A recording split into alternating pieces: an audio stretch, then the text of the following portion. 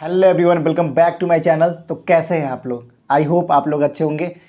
आज का वीडियो बहुत इंपॉर्टेंट है। जो भाई मॉक टेस्ट लगाते हैं उसमें कम नंबर आ रहा है, कैसे 5 से 8 नंबर बढ़ा ले। ध्यान से सुनना, 5 से 8 नंबर तक बढ़ जाएंगे।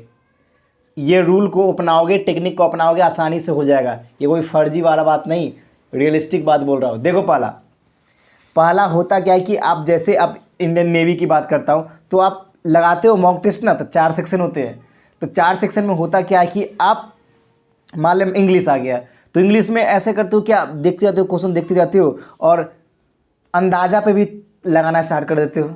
अंदाज़ा पे भी लगाते हो इंग्लिश में भी। अगर नहीं आता सीधा छोड़ो, नहीं आता सीधा छोड़ दो। जो कंफर्म आता है उसको बना दो। मान लो इसमें 15 क्वेश्चन आ पाए, आपको 15 क्वेश्चन आ पाए, ठीक है, मिनिमम लेके चल रहा हो ऐसे, तो आपके 18 से 20 क्वेश्चन सही हो जाएंगे अगर आप ध्यान से करोगे तो। कि इंग्लिश का पेपर उतना लेवल का नहीं रहता।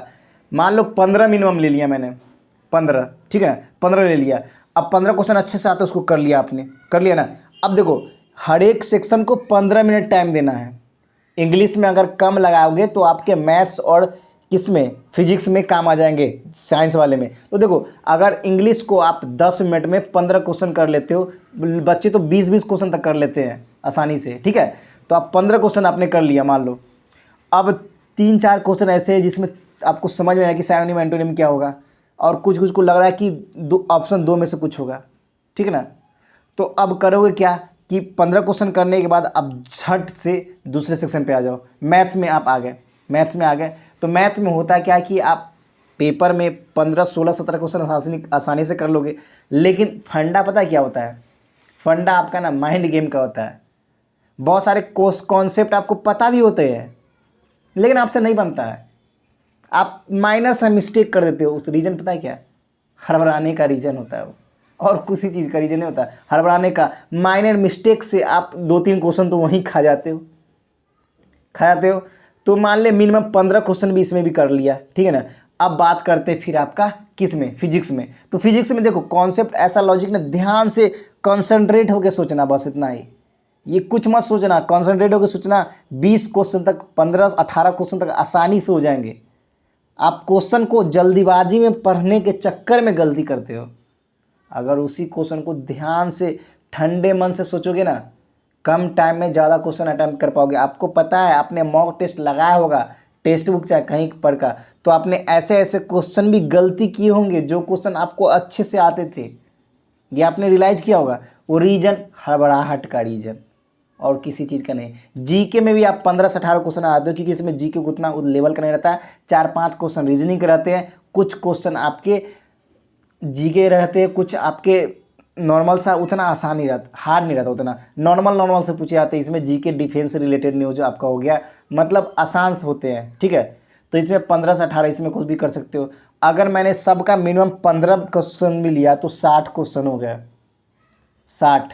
और पता ही है, पहला पेपर सिर्फ क्वालिफाई करना है आपको, और 60 नंबर लाओगे ना, चाहे जिस भी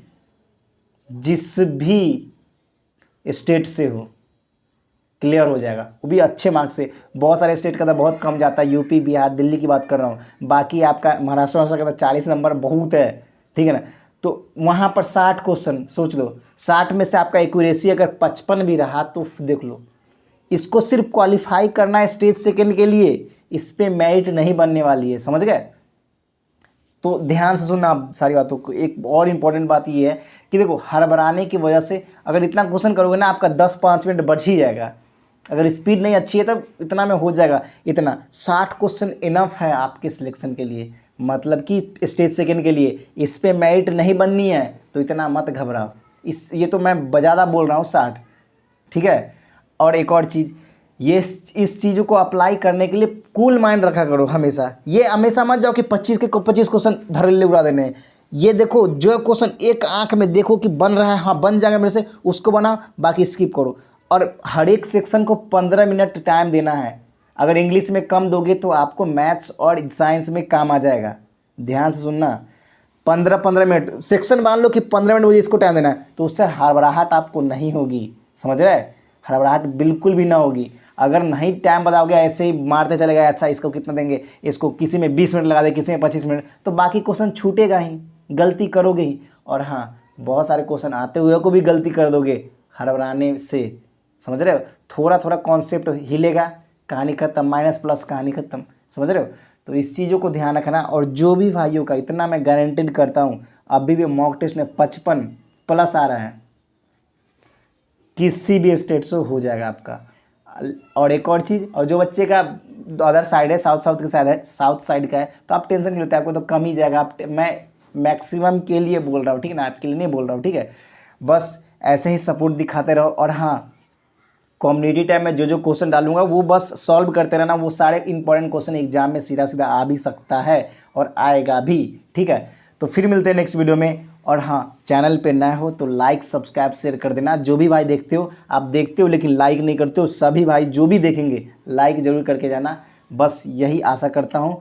और हाँ, मैं फिर आज इवनिंग तक चाहे कल सुबह तक स्टेट डिफेंस से रिलेटेड सारे करंट अफेयर्स डालूंगा, जाके मेरे टेलीग्राम चैनल पे ज्वाइन हो जाना, ठीक है।